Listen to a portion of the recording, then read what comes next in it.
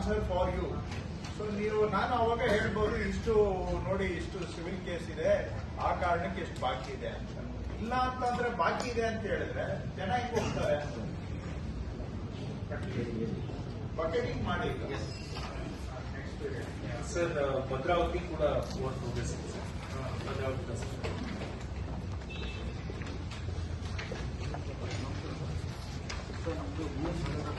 ಈಗ pending for 30 sir ನಮ್ದು 3143 ಇದೆ ಸರ್. 143 ಅರ್ಜಿಗಳು ಬಾಕಿ ಇದೆ ಸರ್.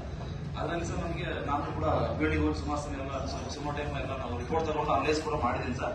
ಆಲ್ಮೋಸ್ಟ್ ಒಂದು 10% ನಮಗೆ ಸಿವಿಲ್ ಕೋರ್ಟ್ ಕೆಲಸ ಬಾಕಿ ಇರುತ್ತದೆ. ನಾವು ರಿಪೋರ್ಟ್ ತಗೊಂಡಿದ್ದೀನಿ ಸರ್, ಕರೆಕ್ಟ್ ಮಾಡಿ ಅದು ಕಂಟಿನ್ಯೂ ಕೂಡ ಮಾಡಿದ್ದೀನಿ ಸರ್. ನಾವೇ ಬೇಡಿಗಳು ಈಗ ಆ ಸರ್ಕ್ಯುಲರ್ ಯಾವ ವರ್ಷದಿಂದ ಇದೆ? 2020 ಮತ್ತೆ ಯಾಕೆ ಅದಕ್ಕೆ ಯಾವತ್ತಿಂದ ಅಪ್ಡೇಟ್ ಮಾಡಲಿಲ್ಲ ಕೇಳೋದು. ಈಗ ಆ ಸರ್ಕ್ಯುಲರ್ ಸರಿ ಇಲ್ಲ ಅನ್ನೋದು ಅವ್ರ ಭಾವನೆ ಆದ್ರೆ 21ನೇ ಇಸ್ವಿಯಿಂದ ಯಾರು ಅದನ್ನ ಯಾಕೆ ತಕರಾರು ಮಾಡಲಿಲ್ಲ? ಕೇಸ್ ಬೈ ಕೇಸ್ ಮಾಡೋವಾಗ ಆ ಸರ್ಕ್ಯುಲರ್ ನ ಉಪಯೋಗಿಸಿ ಮಾಡಿದಾರ ಇಲ್ವಾ?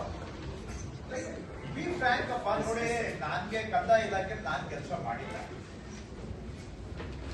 ಏನು ಅನ್ನೋದು ನೀವು ನಮ್ಗೆ ಕರೆಕ್ಟ್ ಆಗಿ ಹೇಳ್ಬೇಕು. So that I don't come to the wrong conclusion.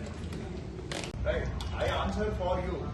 So ನೀವು ನಾನು ಅವಾಗ ಹೇಳ್ಬೋದು ಇಷ್ಟು ನೋಡಿ ಇಷ್ಟು ಸಿವಿಲ್ ಕೇಸ್ ಇದೆ, ಆ ಕಾರಣಕ್ಕೆ ಎಷ್ಟು ಬಾಕಿ ಇದೆ ಅಂತ. ಇಲ್ಲ ಅಂತಂದ್ರೆ ಬಾಕಿ ಇದೆ ಅಂತ ಹೇಳಿದ್ರೆ ಜನ ಹಿಂಗ್ ಹೋಗ್ತಾರೆ. ಬಕೆಟಿಂಗ್ ಮಾಡಿ ಸರ್ ಭದ್ರಾವತಿ ಕೂಡ ಕೋರ್ಟ್ ನೋಟಿಸ್ ಇದೆ ಸರ್. ಭದ್ರಾವತಿ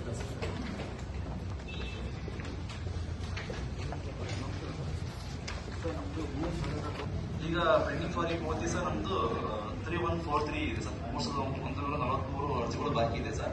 ಅದರಲ್ಲಿ ಸರ್ ನಮಗೆ ನಾನು ಕೂಡ ಬೇಡಿಗಳು ಸುಮಾರು ಟೈಮ್ ಎಲ್ಲ ನಾವು ರಿಪೋರ್ಟ್ ತಗೊಂಡು ಅನಲೈಸ್ ಕೂಡ ಮಾಡಿದ್ದೀನಿ ಸರ್.